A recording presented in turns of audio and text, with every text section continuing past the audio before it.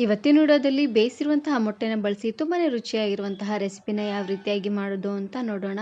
ಅದರಲ್ಲೂ ಈ ಚಳಿಗೆ ತುಂಬಾನೇ ರುಚಿಯಾಗಿರುತ್ತೆ ಅಂತಾನೆ ಹೇಳ್ಬೋದು. ಹಾಗಾದರೆ ಬನ್ನಿ ತಡ ಮಾಡದೆ ರೆಸಿಪಿನ ಶುರು ಮಾಡೋಣ. ವಿಡಿಯೋ ನೋಡೋದಕ್ಕೂ ಮೊದಲು ನೀವಿನ್ನೂ ನನ್ನ ಚಾನಲನ್ನು ಸಬ್ಸ್ಕ್ರೈಬ್ ಮಾಡದೆ ನೋಡ್ತಾ ಇದ್ದರೆ ಪ್ಲೀಸ್ ಸಬ್ಸ್ಕ್ರೈಬ್ ಮಾಡ್ಕೊಳ್ಳಿ. ಹಾಗೆಯೇ ಪಕ್ಕದಲ್ಲಿ ಬರುವಂತಹ ಬೆಲ್ ಐಕನನ್ನು ಕ್ಲಿಕ್ ಮಾಡಿ. ಇದನ್ನು ಮಾಡಲಿಕ್ಕೆ ಮೊದಲು ನಾನಿಲ್ಲಿ ಬೇಯಿಸಿರುವಂತಹ 5 ಮೊಟ್ಟೆನ ತೊಗೊಂಡಿದ್ದೀನಿ. ಮೊಟ್ಟೆನ ಕುಕ್ಕರಿಗೆ ಹಾಕಿ ಒಂದು 3 ವಿಸಿಲ್ ಕೂಗಿಸಿದ್ರೆ ಆಯಿತು. ತುಂಬಾ ಸಾಫ್ಟಾಗಿ ಮೊಟ್ಟೆ ಎಲ್ಲ ಚೆನ್ನಾಗಿ ಬೇಯುತ್ತೆ. ಇದನ್ನು ನಾನಿವಾಗ 1ರಲ್ಲಿ 2 ಭಾಗನ ಮಾಡ್ಕೊಳ್ತಾ ಇದ್ದೀನಿ. ನೋಡಿ, ಈ ರೀತಿಯಾಗಿ 1ರಲ್ಲಿ 2 ಭಾಗನ ಮಾಡ್ಕೊಂಡು ತಗೊಳ್ಳಿ. ಪಾತ್ರೆನಲ್ಲಿ ಬೇಯಿಸೋ ಹಾಗಿದ್ದರೆ ಪಾತ್ರೆ ಮೇಲ್ಗಡೆ ಮುಚ್ಚಳನ ಮುಚ್ಚದೆ ಹಾಗೆ ಇದನ್ನು ಬೇಯಿಸ್ಕೊಳ್ಬೇಕು. ಮುಚ್ಚಳನ ಮುಚ್ಚಿ ಬೇಯಿಸಿದ್ರೆ ಮೊಟ್ಟೆ ಎಲ್ಲ ಒಡೆದೋದಂಗೆ ಆಗಿಬಿಡುತ್ತೆ. ಹಾಗಾಗಿ ನೋಡಿ, ಈ ರೀತಿಯಾಗಿ ಎಲ್ಲ ಮೊಟ್ಟೆನೂ 1ರಲ್ಲಿ 2 ಭಾಗನ ಮಾಡಿದಾದ್ಮೇಲೆ ಇವಾಗ ನಾನಿಲ್ಲಿ ಒಂದು ಪ್ಯಾನ್ಗೆ 1 ಚಮಚ ಆಗುವಷ್ಟು ಎಣ್ಣೆನ ಹಾಕ್ಕೊಳ್ತಾ ಇದ್ದೀನಿ. ಪ್ಯಾನ್ ಬಿಸಿ ಆಗೋದಕ್ಕಿಂತ ಮುಂಚೆನೇ ಎಣ್ಣೆನ ಹಾಕ್ಕೊಂಡು ಇದಕ್ಕೆ ನಾನಿಲ್ಲಿ 1 ಚಮಚ ಆಗುವಷ್ಟು ಅಚ್ಕಾರದ ಪುಡಿನ ಹಾಕ್ಕೊಳ್ತಾ ಇದ್ದೀನಿ. ಹಾಗೆಯೇ ಇದ್ರ ಜೊತೆಗೆ ರುಚಿಗೆ ತಕ್ಕಷ್ಟು ಉಪ್ಪನ್ನು ಹಾಕ್ಕೊಳ್ತಾ ಇದ್ದೀನಿ. ಪ್ಯಾನ್ ಬಿಸಿ ಆಗೋದಕ್ಕಿಂತ ಮುಂಚೆನೇ ಹಾಕ್ಕೊಳ್ಬೇಕು, ಇಲ್ಲಾಂದರೆ ಅಚ್ಕಾರದ ಪುಡಿ ಎಲ್ಲ ಒತ್ತೋದಂಗೆ ಆಗಿಬಿಡುತ್ತೆ. ಹಾಗಾಗಿ ಉಪ್ಪನ್ನು ಹಾಕ್ಕೊಂಡು ನೋಡಿ, ಜಸ್ಟ್ ಒಂದು ಸರ್ತಿ ಚೆನ್ನಾಗಿ ಇದನ್ನು ಮಿಕ್ಸ್ ಮಾಡ್ಕೊಂಡು ತಗೊಳ್ಬೇಕು. ಪ್ಯಾನ್ ತುಂಬ ಎಲ್ಲ ನೀಟಾಗಿ ಸ್ಪ್ರೆಡ್ ಆಗಬೇಕು ನೋಡಿ. ಹಾಗಾಗಿ ಈ ರೀತಿಯಾಗಿ ನೀಟಾಗಿ ಸ್ಪ್ರೆಡ್ ಮಾಡ್ಕೊಂಡು ತಗೊಳ್ಳಿ. ಉರಿನ ಆದಷ್ಟು ಲೋ ಫ್ಲೇಮ್ನಲ್ಲೇ ಇಟ್ಟು ಚೆನ್ನಾಗಿ ಇದನ್ನು ಮಿಕ್ಸ್ ಮಾಡ್ಕೊಂಡು ತಗೊಳ್ಬೇಕು. ನೋಡಿ, ಈ ರೀತಿಯಾಗಿ ಸ್ಪೂನಿನ ಸಹಾಯದಿಂದ ಮಿಕ್ಸ್ ಮಾಡಿಕೊಂಡು ನಾವು ಇವಾಗ ತಾನೇ ಬೇಯಿಸಿ ಕಟ್ ಮಾಡಿರುವಂತಹ ಮೊಟ್ಟೆನ ಬೇಯಿಸ್ಕೊಳ್ತಾ ಇದ್ದೀನಿ. ಮೊಟ್ಟೆನ ಈ ರೀತಿಯಾಗಿ ಉಲ್ಟಾ ಮಾಡಿ ಹಾಕ್ಕೊಳ್ಬೇಕು. ಎಲ್ಲ ಮೊಟ್ಟೆನೂ ಇದೇ ರೀತಿಯಾಗಿ ಹಾಕ್ಕೊಂಡು 1 ನಿಮಿಷವರೆಗೂ ಚೆನ್ನಾಗಿ ಇದನ್ನು ಬೇಯಿಸ್ಕೊಳ್ಬೇಕು. ಪ್ಯಾನ್ ಬಿಸಿ ಆಗೋದಕ್ಕಿಂತ ಮುಂಚೆನೇ ಎಲ್ಲವನ್ನು ಮಾಡ್ಕೊಳ್ಬೇಕು. ಈ ರೀತಿಯಾಗಿ ಮೊಟ್ಟೆನ ಹಾಕ್ಕೊಂಡು ಇವಾಗ ನಾನಿಲ್ಲಿ ಮೇಲ್ಗಡೆ ಮುಚ್ಚಳನ ಮುಚ್ಚಿ ಬೇಯಿಸ್ಕೊಳ್ತಾ ಇದ್ದೀನಿ. 1 ನಿಮಿಷವರೆಗೂ ಬೇಯಿಸ್ಕೊಂಡ್ರೆ ಸಾಕಾಗತ್ತೆ.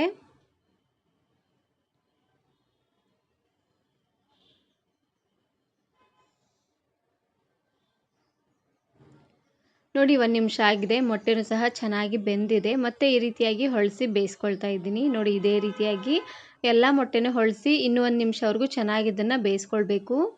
ನಾನು ಇದೇ ರೀತಿ ಬಹಳಷ್ಟು ವೆರೈಟಿ ಆಗಿರುವಂತಹ ಮೊಟ್ಟೆ ರೆಸಿಪೀಸ್ನ ಅಪ್ಲೋಡ್ ಮಾಡಿದ್ದೀನಿ. ವಿಡಿಯೋ ನೋಡಿಲ್ಲ ಅಂದರೆ ಈ ವಿಡಿಯೋ ಕೊನೆಯಲ್ಲಿ ಹಾಕಿರ್ತೀನಿ, ನೋಡಿ ಚೆಕ್ ಮಾಡಿ.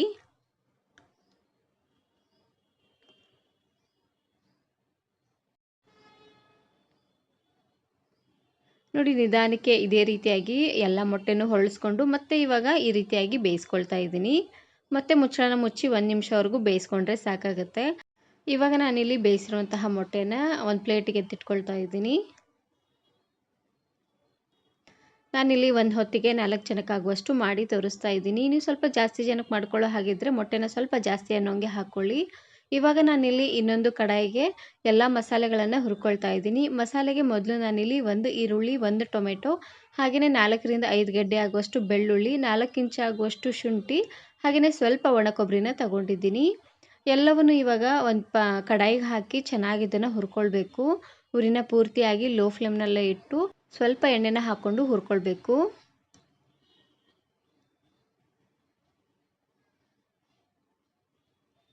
ನೋಡಿ, ಈ ರೀತಿಯಾಗಿ ಚೆನ್ನಾಗಿ ಇದನ್ನು ಹುರ್ಕೊಳ್ಬೇಕು. ಈ ರೀತಿಯಾಗಿ ಮಾಡೋದ್ರಿಂದ ಹಸಿ ಸ್ಮೆಲ್ ಬರೋದಿಲ್ಲ. ಹಾಗಾಗಿ ನಾವು ಯಾವುದೇ ಗ್ರೇವಿ ಅಥವಾ ಕರಿನ ಮಾಡಿದ್ರೂ ಸಹ ಸ್ವಲ್ಪ ಈ ರೀತಿಯಾಗಿ ಮಸಾಲೆಗಳನ್ನು ಹುರಿದು ಮಾಡ್ಕೊಳ್ಬೇಕು. ಈ ರೀತಿಯಾಗಿ ಮಾಡೋದ್ರಿಂದ ಕರಿ ಅಥವಾ ಗ್ರೇವಿ ತುಂಬಾ ಚೆನ್ನಾಗಿ ಬರುತ್ತೆ ಅಂತಲೇ ಹೇಳ್ಬೋದು. ನೋಡಿ, ಈ ರೀತಿಯಾಗಿ ಚೆನ್ನಾಗಿದು ಎಲ್ಲವೂ ಬೆಂದಾದಮೇಲೆ ಇವಾಗ ನಾನಿಲ್ಲಿ ಗ್ಯಾಸನ್ನು ಆಫ್ ಮಾಡಿಕೊಂಡು ಇದಕ್ಕೇ ಸ್ವಲ್ಪ ಪುದೀನ ಸೊಪ್ಪು ಹಾಗೆಯೇ ಕೊತ್ತಂಬರಿ ಸೊಪ್ಪನ್ನು ಹಾಕ್ಕೊಳ್ತಾ ಇದ್ದೀನಿ. ಸೊಪ್ಪನ್ನು ಹಾಕಿ ಬೇಯಿಸೋದೇನೋ ಬೇಡ, ಸ್ವಲ್ಪ ಬೆಚ್ಚಗಾದರೆ ಸಾಕಾಗುತ್ತೆ. ಹಾಗಾಗಿ ಗ್ಯಾಸನ್ನು ಆಫ್ ಮಾಡಿಕೊಂಡು ಸೊಪ್ಪನ್ನು ಸ್ವಲ್ಪ ಬೆಚ್ಚಗೆ ಮಾಡ್ಕೊಳ್ತಾ ಇದ್ದೀನಿ.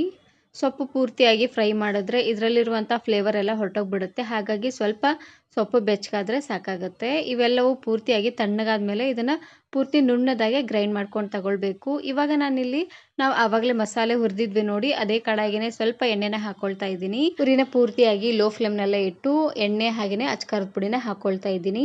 ಒಂದು 3-4 ಚಮಚ ಆಗುವಷ್ಟು ಎಣ್ಣೆ ಹಾಗೆಯೇ 1 ಚಮಚ ಆಗುವಷ್ಟು ಅಚ್ಕಾರದ ಪುಡಿ, ರುಚಿಗೆ ತಕ್ಕಷ್ಟು ಉಪ್ಪು ಹಾಗೆಯೇ 1/4 ಚಮಚ ಆಗುವಷ್ಟು ಅರಿಶಿನ ಪುಡಿನ ಹಾಕ್ಕೊಳ್ತಾ ಇದ್ದೀನಿ.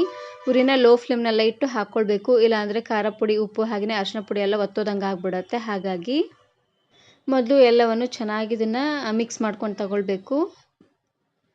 ನೋಡಿ, ಈ ರೀತಿಯಾಗಿ ಚೆನ್ನಾಗಿದ್ದು ಮಿಕ್ಸ್ ಮಾಡಿಕೊಂಡು ಸ್ವಲ್ಪ ಕುದಿ ಬರೋವರೆಗೂ ಬೇಯಿಸ್ಕೊಳ್ಬೇಕು. ನೋಡಿ, ಈ ರೀತಿಯಾಗಿ ಬರ್ತಿದ್ದಂಗೆ ಇವಾಗ ನಾನಿಲ್ಲಿ ರುಬ್ಬಿರುವಂತಹ ಮಸಾಲೆನ ಹಾಕ್ಕೊಳ್ತಾ ಇದ್ದೀನಿ.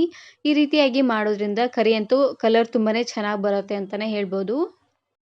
ಮೊದಲು ಎಣ್ಣೆಲೆ ಉಪ್ಪು ಖಾರ ಹಾಗೆಯೇ ಅರಿಶಿನ ಪುಡಿನ ಹಾಕಿ ಸ್ವಲ್ಪ ಬೇಯಿಸ್ಕೊಳ್ಳೋದ್ರಿಂದ ಕರಿ ಕಲರ್ ಅಂತೂ ತುಂಬಾ ಚೆನ್ನಾಗಿ ಬರುತ್ತೆ. ಹಾಗಾಗಿ ಇವಾಗ ನಾನಿಲ್ಲಿ ಮಸಾಲೆನ ಹಾಕ್ಕೊಂಡು ಒಂದು ಕುದಿ ಬರೋವರೆಗೂ ಕುದಿಸ್ಕೊಂಡು ತಗೊಳ್ತೀನಿ. ನೋಡಿ ಈ ರೀತಿಯಾಗಿ ಚೆನ್ನಾಗಿದು ಕುದಿ ಬಂದಾದಮೇಲೆ ಇವಾಗ ನಾನಿಲ್ಲಿ ಇದಕ್ಕೇ ಸ್ವಲ್ಪ ನೀರನ್ನು ಹಾಕ್ಕೊಂಡು ಬೇಯಿಸ್ಕೊಳ್ತಾ ಇದ್ದೀನಿ.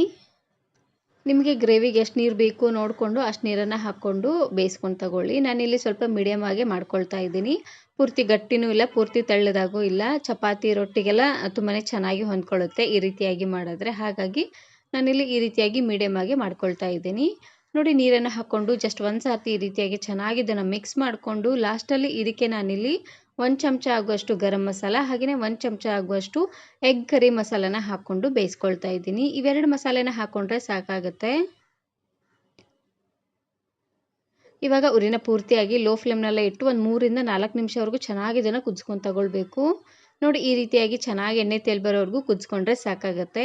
ನಾವು ಮೊದಲೇ ಎಣ್ಣೆಲೆ ಉಪ್ಪು ಖಾರ ಅರಿಶಿನ ಪುಡಿನ ಹಾಕಿರೋದ್ರಿಂದ ಕಲರ್ ಅಂತೂ ನೋಡಿ ಈ ರೀತಿಯಾಗಿ ಚೆನ್ನಾಗಿ ಕಲರ್ ಬರುತ್ತೆ. ಹಾಗಾಗಿ ಮೊದಲು ಎಣ್ಣೆಲೆ ಉಪ್ಪು ಖಾರನ ಬೇಯಿಸ್ಕೊಂಡು ತಗೊಳ್ಬೇಕು. ಇವಾಗ ನಾನಿಲ್ಲಿ ಬೇಯಿಸಿ ಫ್ರೈ ಮಾಡಿರುವಂತಹ ಮೊಟ್ಟೆನ ಹಾಕ್ಕೊಳ್ತಾ ಇದ್ದೀನಿ. ಮೊಟ್ಟೆನ ಹಾಗೆ ಬೇಯಿಸಿ ಹಾಕೋದ್ರಿಂದ ಅಷ್ಟು ಟೇಸ್ಟ್ ಬರೋದಿಲ್ಲ. ಹಾಗಾಗಿ ಈ ರೀತಿಯಾಗಿ ಮೊದಲು ಉಪ್ಪು ಖಾರನ ಹಚ್ಚಿ ಫ್ರೈ ಮಾಡ್ಕೊಂಡು ತಗೊಳ್ಳಿ. ಟೇಸ್ಟ್ ಅಂತೂ ತುಂಬಾ ಚೆನ್ನಾಗಿ ಬರುತ್ತೆ. ಮೊಟ್ಟೆನ ಹಾಕಿ ಒಂದು ಸರ್ತಿ ಈ ರೀತಿಯಾಗಿ ಚೆನ್ನಾಗಿ ಇದನ್ನು ಮಿಕ್ಸ್ ಮಾಡಿಕೊಂಡು ಒಂದು ಕುದಿ ಬರೋವರೆಗೂ ಬೇಯಿಸ್ಕೊಂಡ್ರೆ ಸಾಕಾಗುತ್ತೆ. ಇವಾಗ ನೋಡ್ತಾ ಇರ್ಬೋದು ಚೆನ್ನಾಗಿ ಕುದಿ ಬರ್ತಾ ಇದೆ. ನೋಡಿ ಇಷ್ಟು ಕುದಿಸ್ಕೊಂಡ್ರೆ ಸಾಕಾಗುತ್ತೆ. ಇದನ್ನು ನೀವು ಬಿಸಿ ಬಿಸಿ ಆಗಿರುವಂತಹ ರೋಟಿ, ಪರೋಟ, ಕುಲ್ಚಾ ಹಾಗೆಯೇ ಚಪಾತಿ ವೆರೈಟಿ ಆಗಿರುವಂತಹ ಮಸಾಲ ರೈಸ್ ಜೊತೆಗೆಲ್ಲ ಸರ್ವ್ ಮಾಡ್ಕೊಳ್ಬೋದು. ತುಂಬಾ ರುಚಿಯಾಗಿರುತ್ತೆ.